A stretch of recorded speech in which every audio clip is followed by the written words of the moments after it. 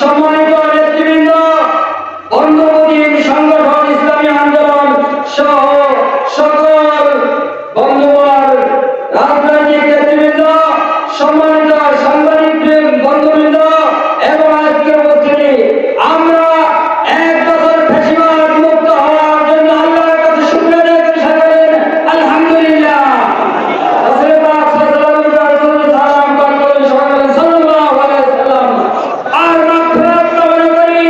এই একবিংশ শতাব্দীর পরন্ত বিকালে দাঁড়িয়ে যাদের রক্তের বিনিময়ে ওই ফ্যাসিবাদের মুক্ত হয়েছে, যাদের 40,000 লোক আহত হয়েছে, 20,000 লোকের মতো মানুষ তারা চিরস্থায়ী পঙ্গুত্ব বরণ করেছে, প্রায় 2,000 লোক নিজেদের জীবনের রক্তবিন্দু দিয়ে শাহাদাতের নাজরানা পেশ করেছে।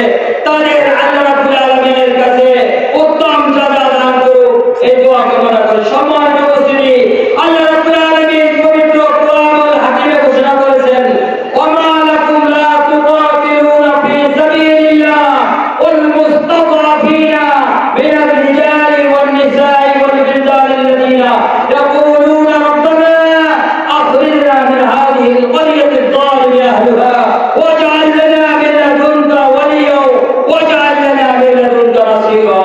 সম্মানিত উপস্থিতি, এদেশের নির্যাতিত, নিপীড়িত, অধিকার বঞ্চিত, শোষিত মানুষের মুক্তির জন্য বাংলাদেশ জামাত ইসলামী ন্যায় ইনসাফ ভিত্তিক একটি রাষ্ট্র গঠন করতে চায়। এজন্য সকল ধরনের তাওহীদ মুক্ত জনসংখ্যা